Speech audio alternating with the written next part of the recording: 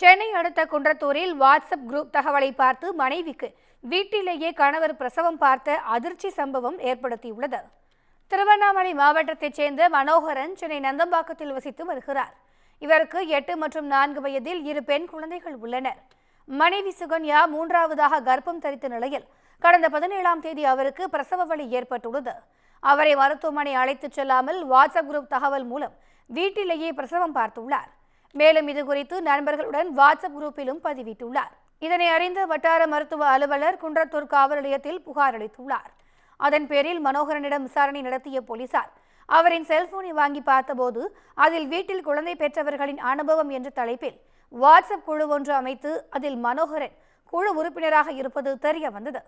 மொத்தம் 1024 உறுப்பினர்களை கொண்ட அந்த குழுவில் வீட்டில் பிரசவம் பார்ப்பது தொடர்பான ஏராளமான தகவல்கள் பகிரப்பட்டதும் அதனை பார்த்து மனோகரன் தனது மனைவிக்கு பிரசவம் பார்த்ததும் கண்டுபிடிக்கப்பட்டது. தற்போது தாயும் செய்யும் நலமாக உள்ள நிலையில் இதுபோன்ற ஆபத்தான செயல்களில் யாரும் ஈடுபட வேண்டாம் என மருத்துவர்கள் எச்சரிக்கை விடுத்துள்ளனர்.